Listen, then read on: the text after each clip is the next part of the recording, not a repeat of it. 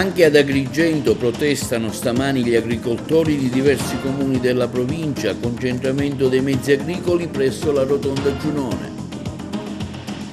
Al via le nuove nomine regionali delle ASPE. Ad Agrigento e Giuseppe Capodieci, il radiologo proveniente da Siracusa, il nuovo commissario provinciale, critico il parlamentare del PD Catanzaro. Gli auguri al nuovo e al precedente manager da parte dell'Ordine dei Medici di Agrigento.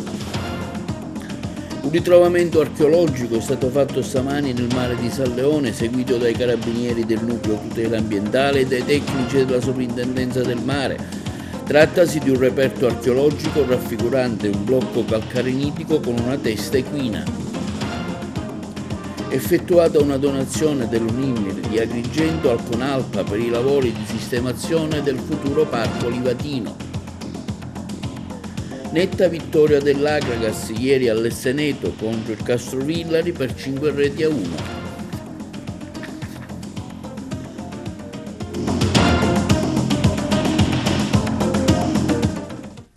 Buongiorno, benvenuti con l'appuntamento odierno di TV Notizie. Anche gli agricoltori della nostra provincia si sono mobilitati stamani con un corteo di mezzi agricoli provenienti da Licata, Naro, Canicattì, Palma di Montechiaro, Racalmuto e Favara. Noi eravamo sul posto, il servizio. Anche gli agricoltori della nostra provincia si sono mobilitati stamani con un corteo di mezzi agricoli provenienti da Licata, Naro, Canicattì, Palma di Montechiaro, Racalmuto, Favara.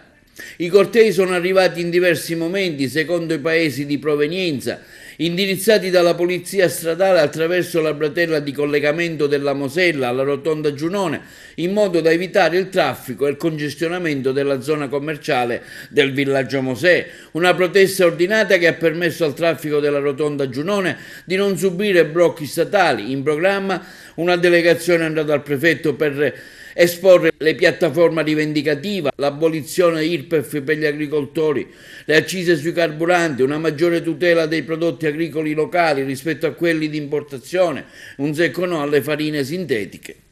Allora, le ragioni di questa protesta sono che a noi agricoltori il grano ce lo pagano a 32 centesimi, con un costo che noi affrontiamo di circa 80 centesimi, essendo che tutte le materie prime, vedi nitrati, nafta e fertilizzanti sono aumentati dal 2 al 300% rispetto a qualche anno fa. Ma la cosa più grave del grano è non solo per noi agricoltori che non abbiamo nessun reddito, la cosa più grave è per i consumatori che ci fanno mangiare non il nostro grano siciliano che se lo comprano tante multinazionali, ma ci fanno mangiare il grano che arriva dal Canada, che è preso di glifosati, che ci buttano il seccatutto chiamato da noi per fare seccare la granella, essendo che non hanno il sole naturale. È quello che arriva dalla Russia e dai paesi del nord Europa, essendo che fa una via con le navi di più di 2 mesi di trasporto, certo. Il grano di sotto le stive diventa umido, certo. E lo tirano di dentro le stive con gli escavatori, certo. Questo grano dopo lo devono riutilizzare non per le persone e neanche per gli animali, lo dovrebbero utilizzare per fare pellet o altre cose e purtroppo ce lo fanno mangiare a noi ad oggi.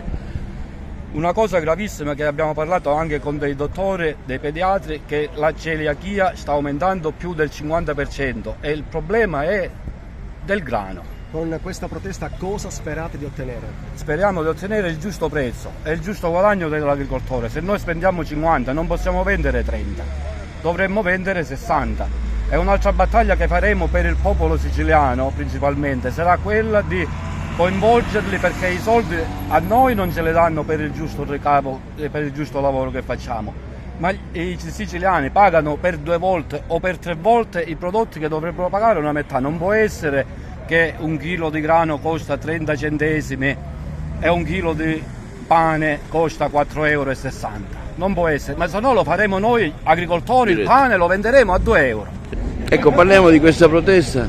Come mai state protestando? Brevemente, la ragione di questa protesta. Le ragioni di questa protesta. Le ragioni, il governo è al corrente, anche la popolazione, perché il problema non è solo nostro ma è anche del consumatore. Ci stiamo appellando a queste direttive della Comunità Europea noi oggi, perché andare a mangiare farina di insetti e carne stampata nei laboratori è una cosa che attualmente non ha né testa e nemmeno piede, perché non sappiamo quali effetti avrà questo cibo nel futuro.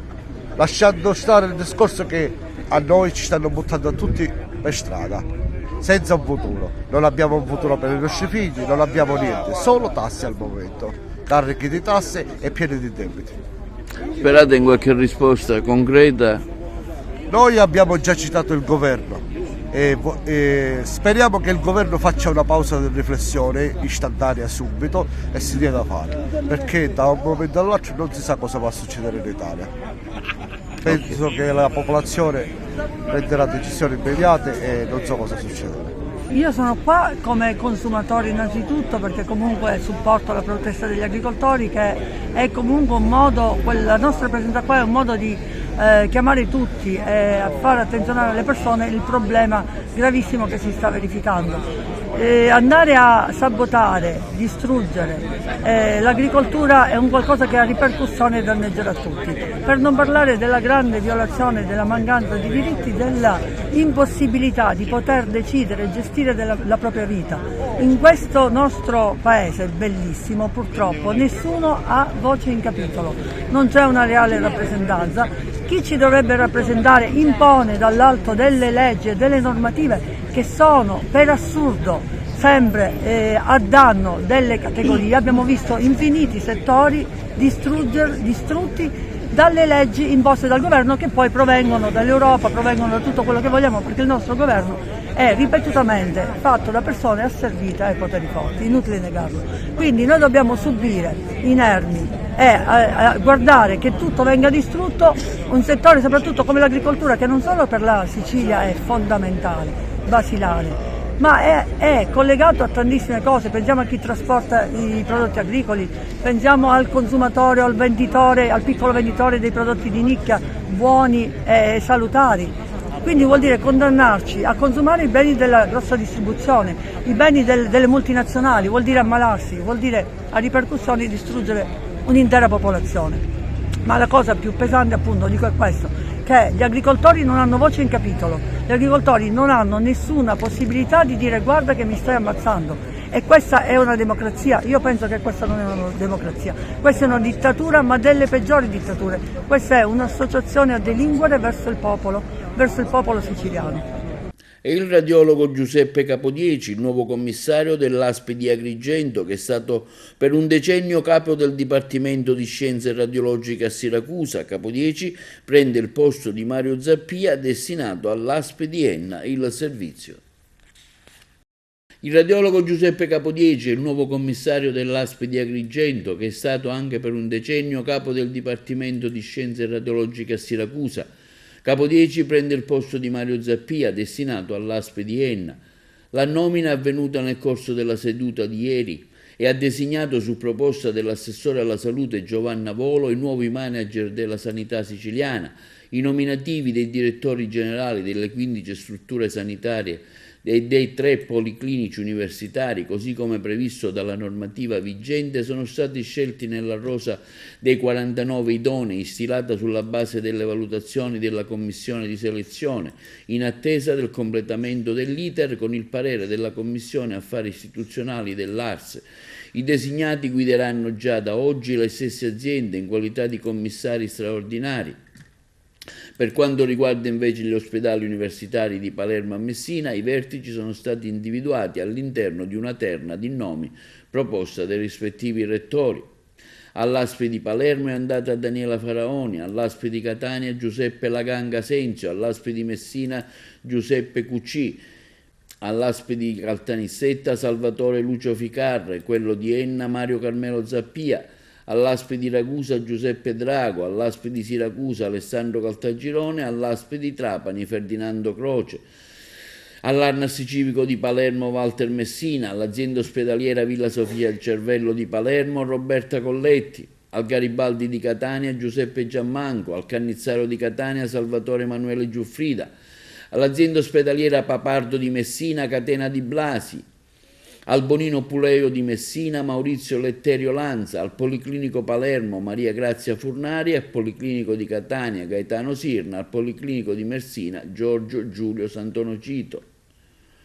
Abbiamo definito i nuovi assetti della sanità in Sicilia, evidenzia il presidente della regione Renato Schifani, nei tempi che avevamo stabilito. Un altro impegno rispettato, così come quello relativo alle selezioni per il ruolo dei direttori sanitari e amministrativi che dovranno affiancare i nuovi manager. La Giunta ha scelto figure qualificate sul piano della professionalità per la guida delle aziende e degli ospedali. I nuovi manager dovranno così gestire la delicata fase che il sistema sanitario regionale si accingeva a vivere in attuazione delle linee che il governo intende imprimere per rendere il settore più moderno, efficiente, sostenibile economicamente e soprattutto sempre più attento ai cittadini.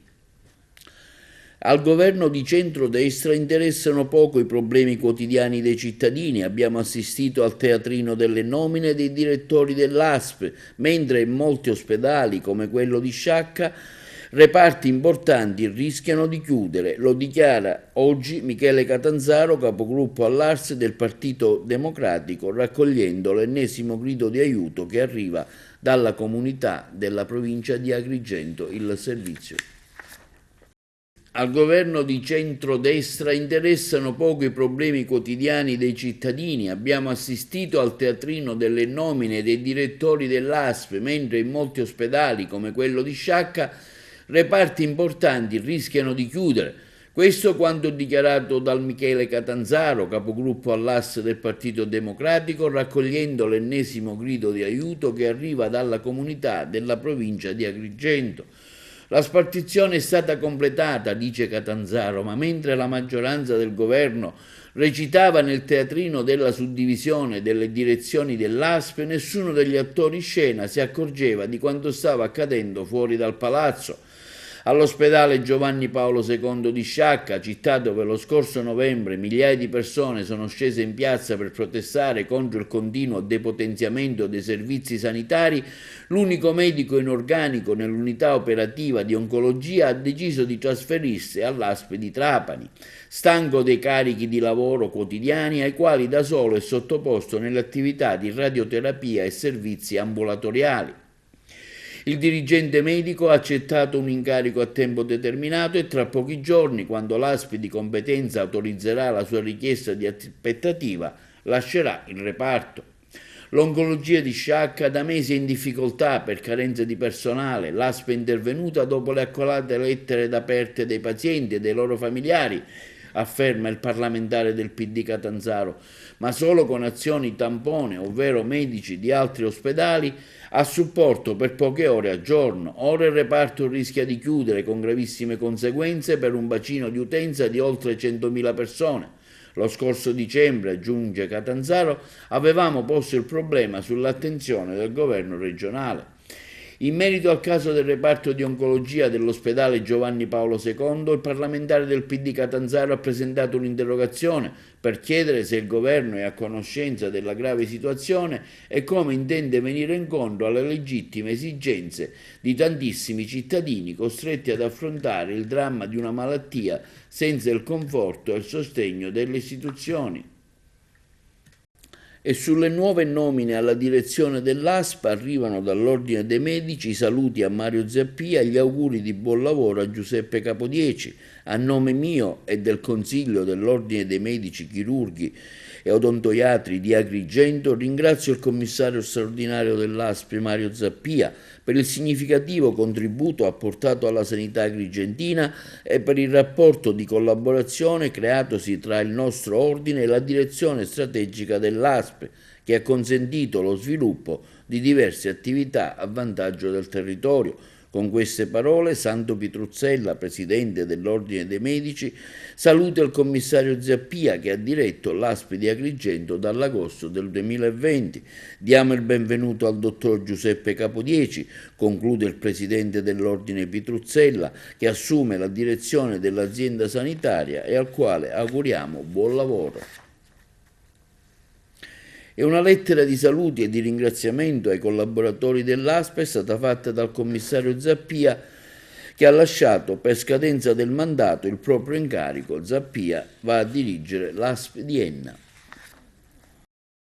Una lettera di saluti e di commiato nel suo ultimo giorno di commissario all'ASP è stata redatta dal commissario Zappia, Gentili tutti, a conclusione del mio mandato e nella qualità di commissario straordinario dell'ASP di Agrigento, desidero rivolgere a ciascuno di voi un caloroso messaggio di saluto e di ringraziamento. In questi 3 anni, afferma Zappia, vissuti nel territorio agrigentino, ho avuto la possibilità di conoscere, collaborare e apprezzare tantissime persone. Ho vissuto in questa e per questa provincia non solo come commissario straordinario dell'ASP di Agrigento, ma sentendomi io stesso cittadino di questa realtà, parte di un territorio, condividendone aspirazioni, opportunità, problemi e cercando sempre di lavorare con il massimo delle mie forze e dell'impegno.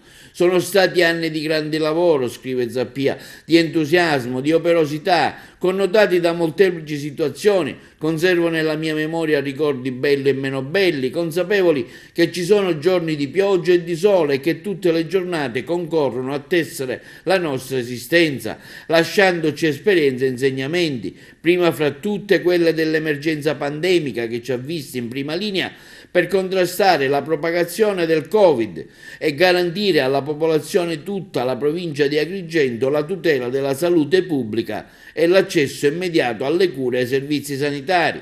Anche per questo, conclude Zappia, voglio ringraziare ciascuno di voi per la sinergia costruita e i rapporti umani instaurati che serberò per sempre nel cuore. Un ritrovamento subacqueo è stato eseguito nella mattinata di oggi da parte dei carabinieri del Nucleo Tutela Ambientale della Regione Siciliana in collaborazione con i tecnici della Sovrintendenza del Mare, il servizio. Un ritrovamento subacqueo è stato eseguito nella mattinata di oggi da parte dei carabinieri del Nucleo Tutela Ambientale della Regione Siciliana in collaborazione con i tecnici della Sovrintendenza del Mare, un lavoro che è durato parecchie ore nello spazio antistante lo specchio acqueo di San Leone. Un'intensa opera è stata eseguita da esperti subacquei che ha portato al ritrovamento di un blocco calcarelitico raffigurante la testa di un equino che molto probabilmente andava collocato in un timpano del Tempio di Giove. La cosa era già stata segnalata anni fa dal funzionario della sovrintendenza Daniele Valenti ed esperto subacqueo di Agrigento, ma solo oggi si è proceduto al suo ritrovamento, presente al sopralluogo anche il comandante dei carabinieri di Agrigento De Tullio. L'opera andrà ora restaurata e pulita da parte dei tecnici della regione per capire dove potrebbe essere collocata successivamente.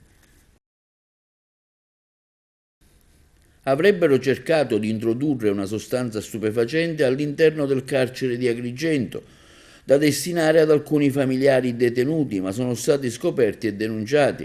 È accaduto nella giornata di ieri, dove gli agenti della polizia penitenziaria, agli ordini della dirigente Gesuela Pullara, hanno bloccato e sequestrato un quantitativo di droga.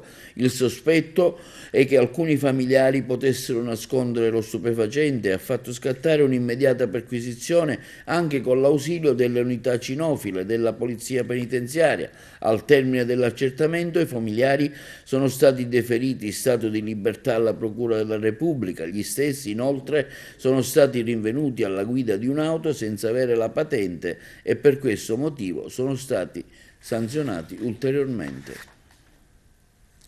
Consegnata stamani da parte dell'UNIMIR, Unione Nazionale Insigniti Repubblica Italiana, nelle persone di Franco Messina, presidente regionale, e Maria Volpe, provinciale, una somma di denaro di oltre 2.000 euro raccolta per la realizzazione del Parco Livatino in contrada Casena, il servizio. Si è svolta presso il Salone della Parrocchia Beata Maria Vergine della Provvidenza, in zona campo sportivo, una conferenza stampa il cui presidente regionale e provinciale dell'Unione Nazionale Insigniti Repubblica Italiana, UNRI, Franco Messina e Maria Volpe, hanno consegnato alla delegazione provinciale del CONALPA, nella persona del segretario Alfonso Scanio, un assegno dell'ammontare di euro 2.205, di cui alla raccolta promossa a livello nazionale per sostenere la realizzazione del Parco Livatino. Il rappresentante dell'UNRI, la cui sezione provinciale intitolata proprio all'ex magistrato Rosario Livatino, hanno manifestato con questo gesto la loro totale adesione al progetto che prevede la realizzazione del Parco Livatino a cura della delegazione del CONALPA di Agrigento, che dovrebbe essere inaugurato il prossimo 9 maggio, in occasione del 3° anniversario della beatificazione del giovane giudice. La somma consegnata servirà per la prosecuzione dei lavori che sono portati avanti alacremente dai soci del Conalpa. Un sequestro è stato effettuato dalla Guardia di Finanza nel Messinese. Sono state 285 le tonnellate di combustibile ecologico acquisite all'autorità giudiziaria, il servizio di Messina. I finanzieri del Comando Provinciale di Messina hanno sottoposto a sequestro amministrativo oltre 285 tonnellate di nocciolino di oliva, una biomassa legnosa comunemente impiegata come combustibile ecologico. L'operazione, frutto dell'intensificazione di controlli a seguito del caro energia e dell'aumento esponenziale del prezzo dei combustibili alternativi, è volta a tutelare il consumatore, verificando potenziali illeciti rispetto alle norme afferenti i biocombustibili, oltre che accertare la qualità della filiera produttiva e la conformità ambientale del prodotto, in modo da escludere la presenza di sostanze potenzialmente pericolose per la salute. Il nocciolino, ottenuto nei frantoi attraverso apposite macchine che lo separano dalla sansa di oliva, sta guadagnando sempre maggiore popolarità come combustibile fossile, grazie ad un alto rendimento calorico e la sua flessibilità nell'utilizzo per stufe, caldai e forni, in alternativa al più diffuso pellet.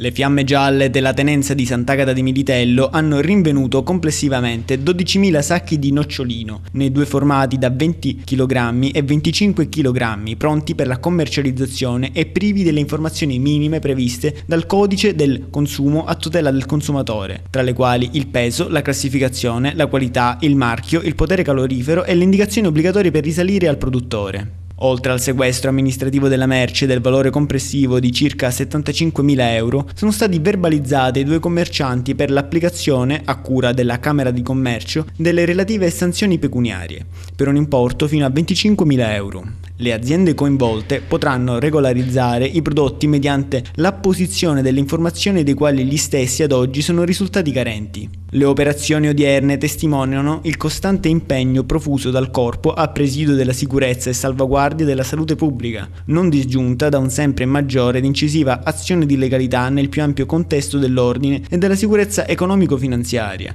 con particolare riguardo alla tutela dei diritti dei consumatori finali e della libertà di concorrenza nel mercato di riferimento.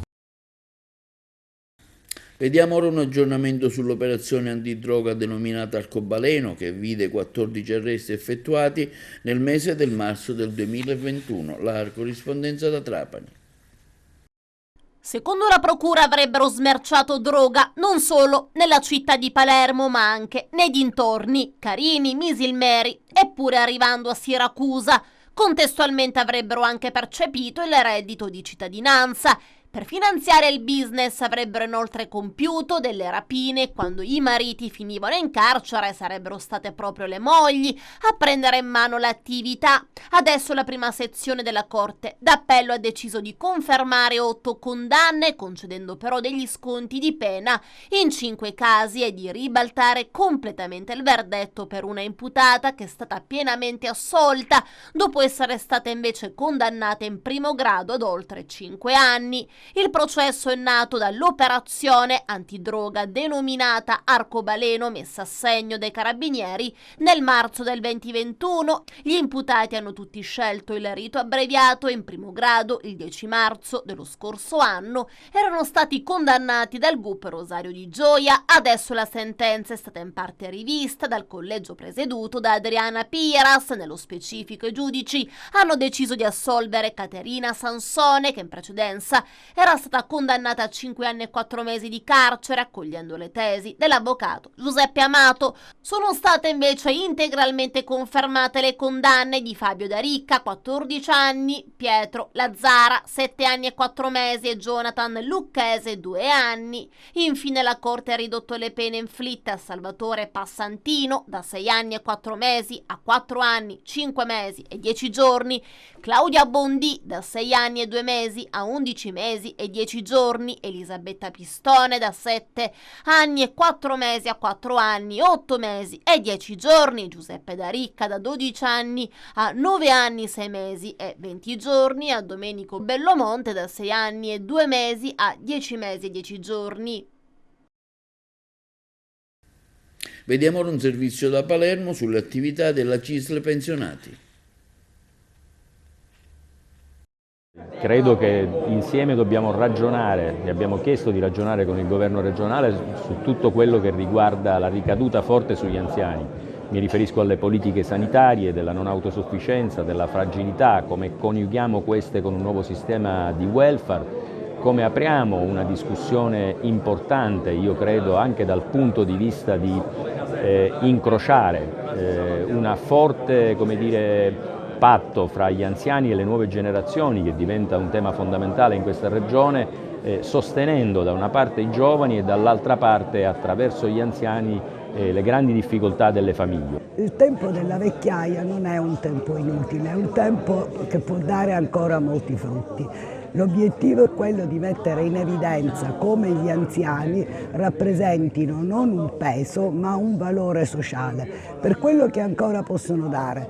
Puntiamo soprattutto al rapporto con i giovani, perché gli anziani sono passato, presente e futuro, e quindi in questo rapporto possono ancora trasmettere valori per aiutare questa società, dove i valori in effetti sono diminuiti, ad essere una società diversa, inclusiva, che non escluda gli anziani e li mette insieme ai giovani.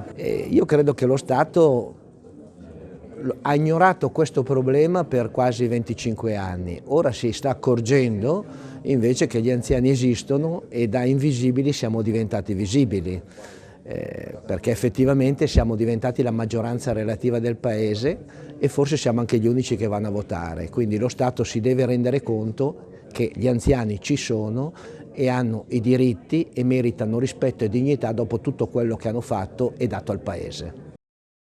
Un nuovo aumento del pedaggio per le autostrade siciliane. Il Consorzio Autostrade Siciliane ha comunicato che a partire dal 1 febbraio 2024 scattano gli aumenti sui pedaggi delle autostrade siciliane.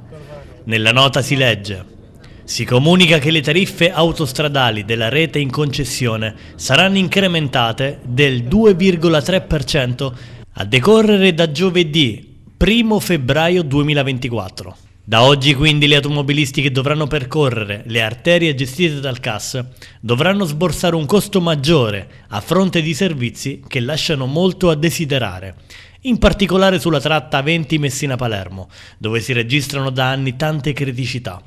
In molti tratti si viaggia in una sola corsia, con rallentamenti e pericoli per gli utenti. L'illuminazione nelle gallerie è carente e molti tratti presentano un manto stradale vetusto. Gli aumenti del pedaggio autostradale annunciati dal CAS, commenta il deputato messinese del Movimento 5 Stelle Antonio De Luca, sono del tutto ingiustificati.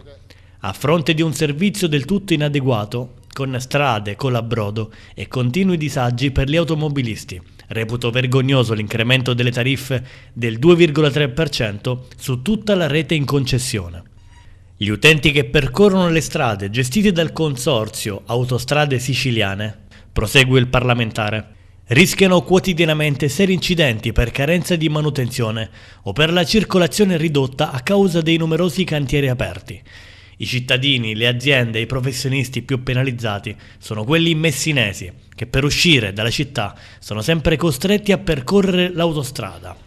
Invece di prevedere questi aumenti, conclude Antonio De Luca, bisognerebbe pensare a un rilancio del CAS, che è ormai da troppi anni considerato un carrozzone incapace di gestire in modo efficace le infrastrutture della regione, prevedendo piuttosto la gratuità delle tratte fino a quando non si raggiungono standard minimi di sicurezza.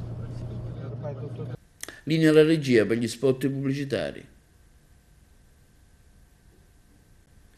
Netta vittoria per 5-1 con la squadra del Castrovillari. La partita si è giocata ieri pomeriggio all'Esseneto di Agrigento, che ha visto una discreta presenza di spettatori, considerando anche l'ingresso era gratuito per volere della presidente Roberta Lala al fine di sostenere la squadra, il servizio e le interviste. Si sono riaperte le porte dell'Esseneto dopo il decreto del Presidente del Consiglio di Giustizia Amministrativa della Regione Siciliana, che ha accolto l'istanza di concessione di misure cautelari monocratiche e quindi l'Acregas Castrovillari si è giocata regolarmente con ingresso gratuito però per questa gara per tutti i tifosi. Ma ritorniamo all'Acregas. È stata una vittoria, una bentornata vittoria. E che vittoria! Era dallo scorso campionato di eccellenza 5-1 al CUS Palermo, che non si vinceva con un risultato così eclatante. Finalmente la ferma volontà dei ragazzi di Marco Coppa a conquistare l'intera posta in palio, mirando al concreto, ha avuto l'epilogo finale sperato. 3 punti importanti che pongono la compagine dei Templi all'8° posto in classifica generale e ciò che più conta con 11 punti di margine sulla zona play-out.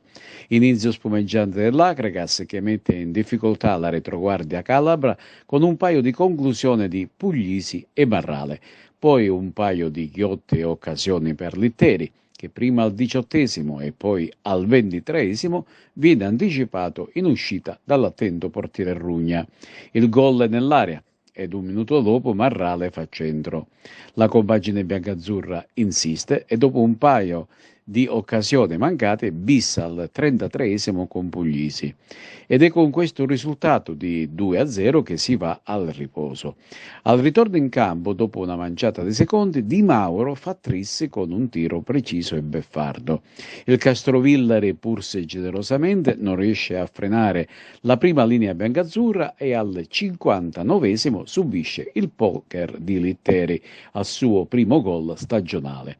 La gara cala di intensità, l'Acregas si rilassa e subisce la rete della bandiera calabra al 66° con Scognamillo, il quale si presenta a tu per tu col Sorrentino e lo supera.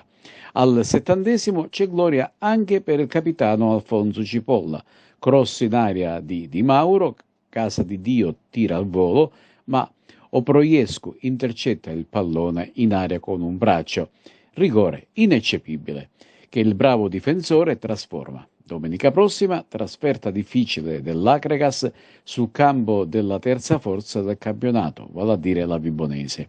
Dunque è stata una giornata positiva, ma non solo per l'Acregas, anche per il Canicattì, che ha conquistato punti pesanti per il raggiungimento di una onorevole salvezza. Esce invece pesantemente sconfitto e Licata a Barcellona Pozzo di Gotto, dove subisce una quaterna di reti. Ma vediamo quali sono stati i risultati di questo mercoledì infrasettimanale.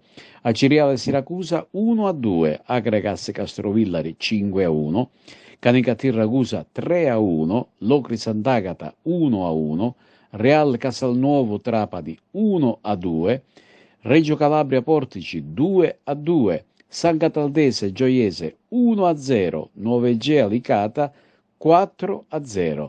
Hanno riposato San Luca e Vibonese. Ed ora spazio alle interviste di fine gara. In sala stampa la presidente Roberta Lala, lei ad inizio di partita ha parlato con la squadra nello spogliatoio, ha chiesto espressamente la vittoria, la squadra l'ha accontentata? Assolutamente, diciamo che è andata meglio del previsto, sono veramente orgogliosa e contenta della prestazione dei ragazzi, non potevo chiedere di più. Abbiamo affrontato un avversario difficile, ricordo che ha pareggiato la scorsa partita con la Vibonese, quindi sono davvero contenta. Oggi ogni partita è una sfida importante, sono tutte le squadre difficili da affrontare. E noi abbiamo un obiettivo da mantenere che è quello di restare in Serie D e penso che fino ad ora siamo dentro. Quindi voglio ringraziare i miei ragazzi, voglio ringraziare il pubblico che è venuto a sostenere la squadra perché è importante, è un altro uomo in campo e quindi sono veramente contenta e soddisfatta. Ecco, l'Acregas ha ritrovato la vittoria importante per la salvezza, ma soprattutto ha ritrovato il suo pubblico.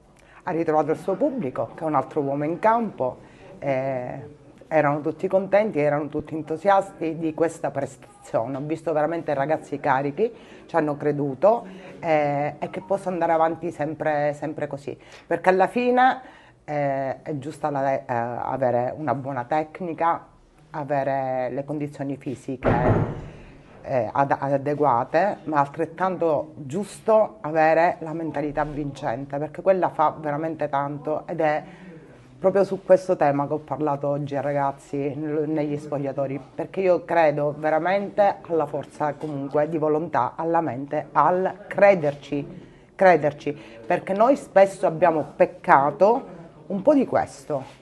Non ci abbiamo creduto abbastanza, invece ci dobbiamo credere fino in fondo, perché noi rimarremo in Serie D. Per il club che lei rappresenta, quanto vale questa vittoria? Cosa rappresenta questa vittoria? Moltissimo, moltissimo, perché sono 3 punti che ci consentono di raggiungere il nostro obiettivo. Quindi adesso pensiamo alla prossima partita, concentriamoci, crediamoci e cerchiamo di tornare con un buon risultato. Ai tifosi dell'Akragas che messaggio vuole lanciare anche per il futuro dei biancoazzurri?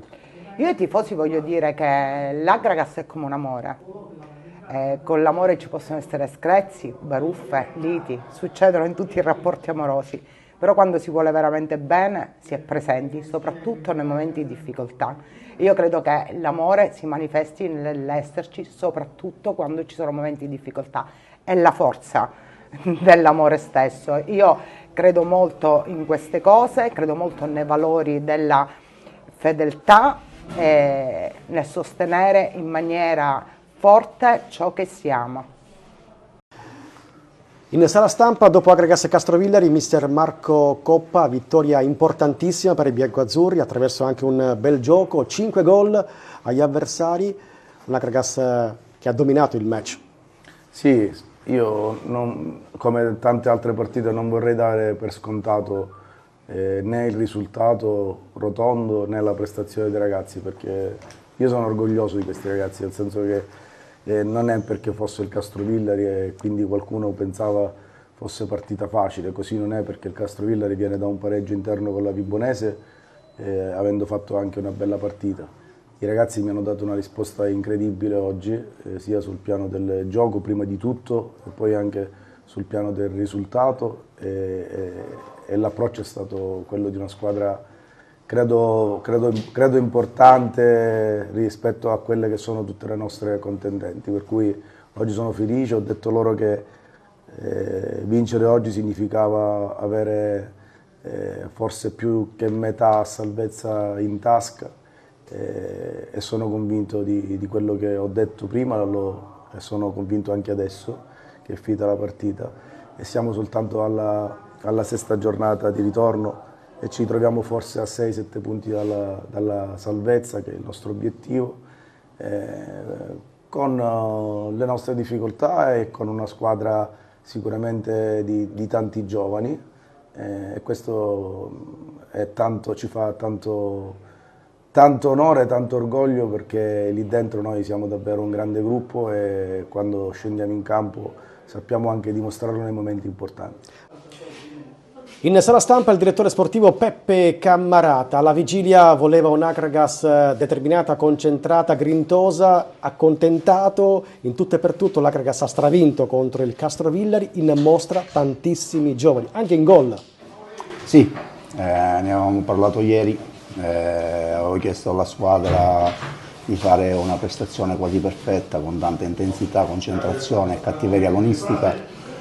Quello che abbiamo visto per i primi 70 minuti, hanno interpretato la gara per come doveva essere interpretata, perché incontravamo sì il Castrovillari, che è terzultima in classifica, però è una squadra che 3 giorni fa aveva bloccato la Vibonese, che è una delle squadre più importanti del torneo. Perciò i ragazzi, capendo l'importanza di questa partita, capendo l'importanza di mettere questi 3 punti in classifica, perché come dicevo ieri noi adesso giocheremo a Vibo e poi riposiamo per 15 giorni, mentre le altre giocheranno una partita in più di Nova Nostra. Perciò sono 3 punti importantissimi che vogliamo dedicare alla società, al presidente Lala, per come ha lottato insieme agli avvocati per farci ritornare ad avere il nostro pubblico. Il nostro pubblico è importantissimo per noi. Mi dispiace non vedere ancora la curva che rientra come tutti sappiamo e come sanno fare. Mi auguro vivamente che ritorneranno insieme a noi, e dopodiché da domani prepariamo la partita con la Vibonese. E questo è tutto per TV Notizie di oggi, vi diamo appuntamento alle prossime edizioni e vi auguriamo una buona serata.